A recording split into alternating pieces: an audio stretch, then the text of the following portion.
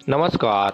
आप सभी का आपके अपने चैनल नीम करोली बाबा में एक बार फिर से बहुत बहुत स्वागत है।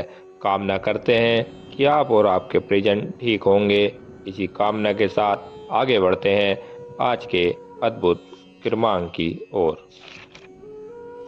यह कथा है कैंची धाम नैनीताल की, जहाँ पर महाराज जी बाहर आप में से कुछ लोग कैंची धाम अवश्य गए होंगे। आपने देखा होगा वहाँ एक ऐसा स्थान भी है जहाँ प्रांगण में एक तख्त विराजमान है। महाराज जी का आज भी है तख्त विराजमान है। तो महाराज जी अपने तख्त पर बैठे हुए थे। तख्त के ठीक नीचे महाराज जी के भक्त बैठे हुए थे और महाराज जी अमोद प्रमोद के भाव में थे। तो उनमें से एक महाराज जी के भक्त ने कहा कि महाराज जी, आपके भक्त तो बड़ी दूर दूर तक फैले हुए हैं और आपकी विख्याति बहुत दूर दूर तक है, पर कुछ भक्त हैं जो आपके दर्शन करने नहीं आ सकते। तो कैसे वे आपकी कृपा पा सकते हैं? तो महाराज जी ने यहाँ पर बहुत बड़े रहस्य को उजागर करते हुए कहा कि जो भी दूर रहने वाले हमारे भक्त हैं, वह हमारे दर्शन बड़ी सुलभता के साथ कर सकते हैं। मैं उन सब बातें भी सुनता हूँ, उनकी जो भी समस्या है, परेशानी है, उनके जो भी वाक्य होते हैं, मैं उनको सुनता हूँ। महाराज जी यहाँ पर एक ऐसा रहस्य उजागर कर रहे हैं। महाराज जी कहते हैं कि हमारी तस्वीर के सामने कही गई सभी प्रार्थना मैं स्वयं सुनता हूँ। मैं उन पर विचार करता हूँ और उनका निदान भी करता हूँ।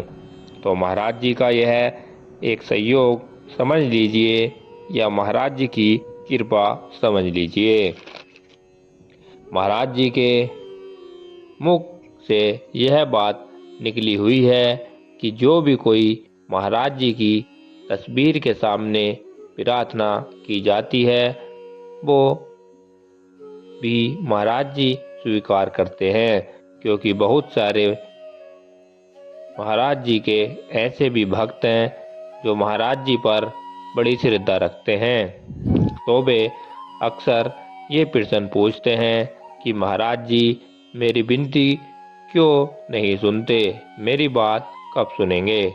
तो इस तरह के जो भी प्रश्न आते हैं वो आज मैं इसका भी उत्तर दे देता हूँ इस क्रमांक के माध्यम से, कि जो भी भक्त महाराज जी पर श्रद्धा रखते हैं तो वे कभी भी ऐसा ना सोचें कि उनकी विनती महाराज जी पर नहीं पहुंच रही है, क्योंकि स्वयं महाराज जी ने इस बात को कहा है कि उनकी तस्वीर के सामने कोई भी जन अपनी समस्या रखता है, अपनी बात रखता है, तो महाराज जी उसको सुनते भी हैं और उस पर विचार करके उस पर अपनी कृपा भी बरसाते हैं। तो आप कभी भी ऐसा मत सोचिए कि आपकी विनती कब सुनी जाएगी।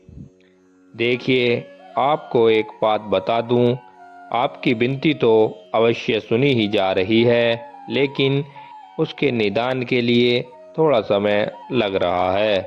तो आप निदान बनाकर रखें कि महाराज जी कभी भी किसी को परेशानी में, कठिनाई में नहीं देख सकते, और ख़ास तौर पर जो उन पर श्रद्धा भाव रखते हैं। महाराज जी तो वैसे सबकी सुनते हैं, लेकिन जो उनके भक्त रहते हैं, जो उन पर आस्था रखते हैं, उनकी परेशानी के लिए महाराज जी उनके निदान के लिए कुछ ना कुछ अच्छा सोच ही रखा है। तो आप भी धैर्य बनाकर रखें। आपकी सभी बात महाराज जी तक पहुंच रही हैं। आप कभी ये ना सोचें कि आपकी विनती अस्वीकार की जा रही है या आपकी विनती पर ध्यान नहीं दिया जा रहा है। महाराज जी स्वयं आपको मैं फिर से एक बार दोहरा रहा हूँ कि महाराज जी स्वयं इस बात को कहते हैं कि उनकी तस्वीर के सामने कही गई कोई भी बात अनसुनी नहीं होती। महाराज जी उसको सुनते ही हैं, उस पर विचार भी करते हैं और उसकी उस परेशानी की निदान के लिए वे कुछ न कुछ लीला आज भी रच रहे हैं, अभी भी रच रहे हैं। तो जल्दी आपको उससे निदान मिल जाएगा, आपको परेशानी से छुटकारा मिल जाएगा। बस आपको धैर्य बनाकर रखना है। अपनी श्रद्धा पर धैर्य बनाकर रखना। आप भावपूर्ण मत होना। ये महाराज जी के प्रति आस्था बनाए रखें। जल्दी आपकी परेशानियों का निदान हो जाएगा और आप भी सुख में जीवन व्यतीत कर पाएंगे। तो इसी कामना के साथ आज के इस विशेषांक को यहीं पर विराम देते हुए और फिर मिलते हैं अगली कथा पर। जब तक के लिए जय श्री राम, जय हनुमान, जय गुरुदेव।